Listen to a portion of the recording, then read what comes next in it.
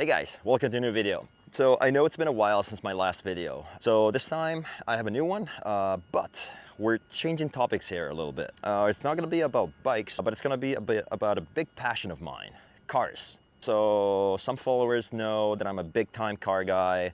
I love cars. I've been into cars since a very young age. And so I want to show you around the shop where a good buddy of mine works. This shop is fully family operated. My buddy's dad owns the business.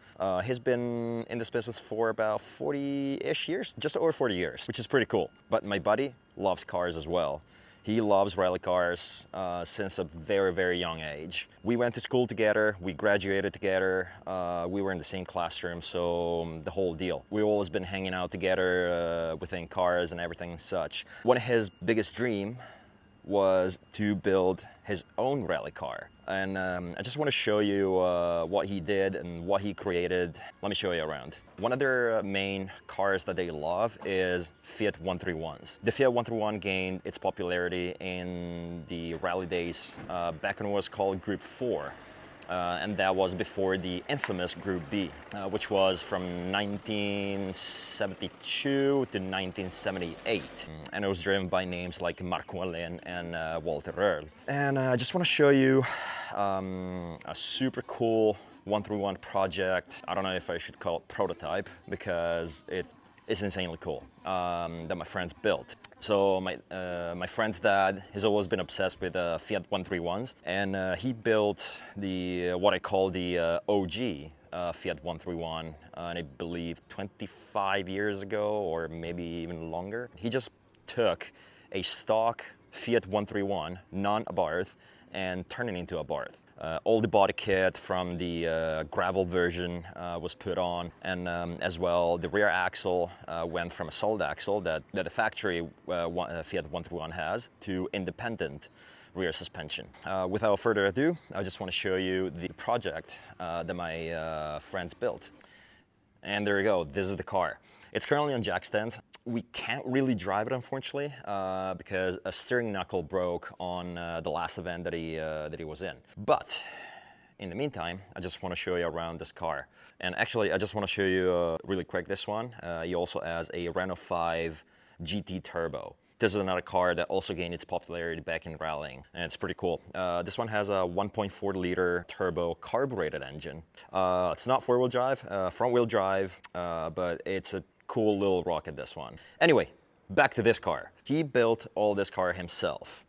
This car originally started as a four-door, and it now is a two-door. So this is fully roll caged. This is a full-blown race car. This is only used for races and events, so it doesn't really go on the streets. And he turned it into a two-door, and that is possible because the wheelbase remains the same between the two-door and the four-door, but the door opening changes. So all you had to do was finding some two-door doors at a scrapyard, and then remove the back doors and just simply switch the B pillar that I think originally was around here, and just moved it back to accommodate the longer door. And that's how you can turn a 131 from a four-door to a two-door. Pretty cool. Let me just peek under here. So this is a fully built suspension. He's got tubular control arms with heim joints at both ends. Again, this one was originally a solid axle car, and then he turned it into independent suspension with struts. He also added the anti-roll bar. A lot of work went into this. I think he built this car over the course of 7 or 8 years. A little bit of time chipping away at it. It was a slow, painful process, and luckily I was able to help him a little bit over the course of his build. I'll talk more about that later on. So the original Fiat 131 had a 2-liter 4-cylinder carbureted individual throttle body. This one, he went for a complete different powertrain. This is actually the super cool thing about this car, and I want to show you. Open up the bonnet or hood if you're in US. This is going to be a little bit difficult doing it single hand operation, so unfortunately I have to, let me set the camera up. Ta-da! All right, check this one out. This one has a Honda K20 engine off of a Civic Type R. This is the cool thing about this. He went for this engine due to power and reliability, which is actually pretty smart. Because the finding components for the original engine, like the original engine not only costs an arm and a leg, not only to build it, but also to maintain it, and to find components is virtually impossible. So he went for a motor that you can literally find in junkyards, and spare parts are cheap. So like we said, the engine is a Honda K20, fully stock bottom end, stock top end. The only thing changed about this one is the cold side and the hot side. For the cold side, he went for a 4 individual throttle body setup. He's got EFI and a standalone ECU. Fully built the intake manifold as well as the exhaust manifold. This is fully built out of mandrel bend. So yeah, he's running a simple 4-to-1 collector, not a 4-to-1. And some engines help with exhaust scavenge, basically going from 4 to 2 and then into 1, but there are very, very little differences. Anyway, he fully rebuilt all the strut towers, fully reinforced, fully plated, because this car is going under a lot of abuse. So you need to overbuild the stuff, make sure that it handles everything that you thrown at it. All 4 shocks are Öhlins shocks with external reservoir, high and low speed compression and rebound adjustable, that came off a Subaru WRX Group N from 2012. Anyway, lots of adjustability with these shocks. He's still playing with the dials every once in a while to fine-tune the car for all the events that he's running in. I open up the trunk as well to show you in the back. So same shocks in the back as well. Fuel pump, fuel filters, fuel tank, and not much. Battery.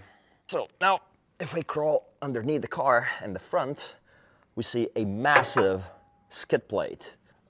This is about like, what, 5 millimeters thick aluminum skid plate. Even here in the front, tubular control arms with Heim joints, and then strut, and then a massive set of Brembo brakes with 6-piston caliper. One little particular that I almost forgot about is, yes, he's using a K20 engine, but then what transmission is he using? Because this engine was made for a Civic Type R, and the Civics run their engine not longitudinally, but transversely into the car, because the Civic is front-wheel drive, the Fiat 131 is rear-wheel drive. So not only it was a big ordeal to turn this engine 90 degrees to make it work for rear-wheel drive, but also he was struggling to find a proper transmission. And that's actually when I was able to help him out. I was in one of my Canada trips, and he was like, hey, I need this adapter flange for this gearbox. He ultimately ended up for a Honda S2000 transmission, which is pretty smart because the S2000 is a rear-wheel drive car. But unfortunately, the bell housing flange does not adapt well to the Honda K20 engine. There's one single company apparently, and if I remember correctly, in San Diego, California, that makes an adapter plate to mate the S2000 bell housing to the K20 engine. And I almost got stopped at the airport with this massive hunk of metal in my bike bag, and they were like, what's that thing? Well, it's for my car. It's a spare part that I cannot find anywhere else. And that's sort of the excuse that I came up with. And they were like, okay, fine. They're like, oh my God. It was really heavy. I don't know how I was able to transport it into my bike bag. No idea. Anyway, so he's got a full Honda S2000 transmission, which I'll show you here. Custom cross member and custom drive shaft to go all the way to the back. So crawling inside, it's got a fully billet pedal setup, accelerator, clutch, 6-speed gearbox, digital dash, fuse box, handbrake for the rear, And this is the main controls. Let's turn it on. Turns on the ECU, turns on the pumps. This is for the steering pump. This is for the radiator fan, and this button actuates the two-step rev limiter. Headlights. This one, don't remember what it is, and don't remember what it is as well. And this is the intercom to talk between driver and co-driver when you're doing events. So all the engine management is done by the Link standalone unit. This is a Link Extreme. Super cool deal. You can do tons of things with this ECU. So I think he's only using like 40–50% of the ECU capabilities, but with an NA engine, you don't really have much to think about, right? So you have no turbos, no wastegates to regulate, no blow-off valves, nothing. So no fuel enrichment for turbo pressure. So none of that deal. So it's a super simple deal, but it's a super cool ECU, that one.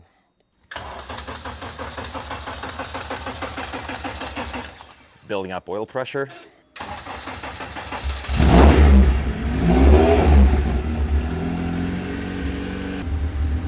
Let it warm up a little bit before we rev it a bit.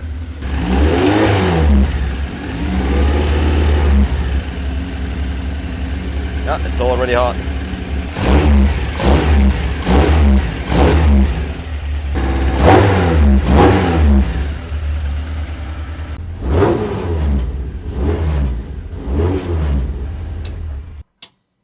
So it's got all sorts of things to do, rally events and whatnot.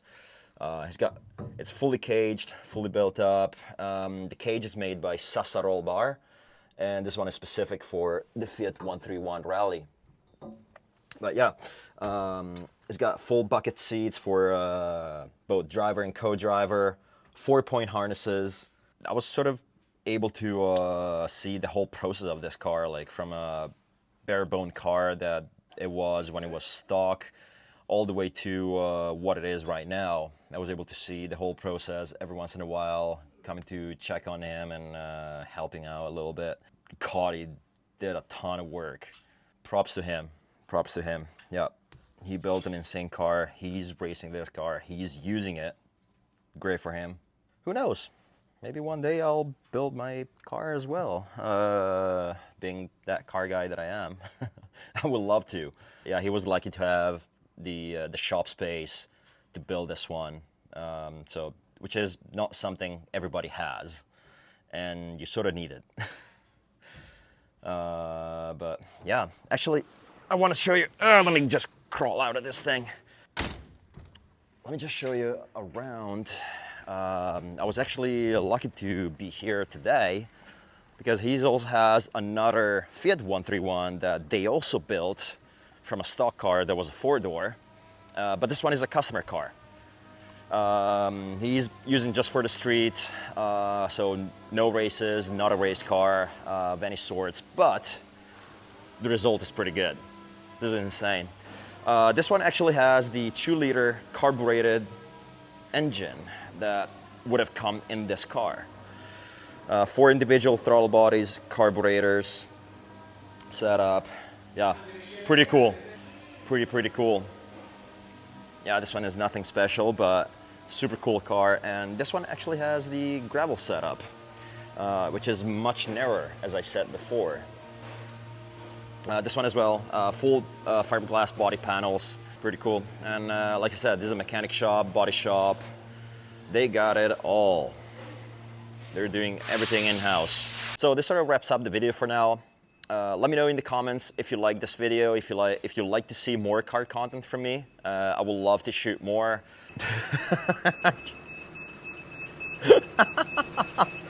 This is actually pretty hilarious. They're closing up the shop now and he's changing a tail light bulb. Anyway, like I said, if you like this car content more, let me know. Before I wrap up this video, I'll show you some videos of this car on the street. Unfortunately, I was not able to take any video today because I has a steering knuckle problem, but I do have some old videos when I was using this car. Enjoy and turn up the volume. See you in the next video.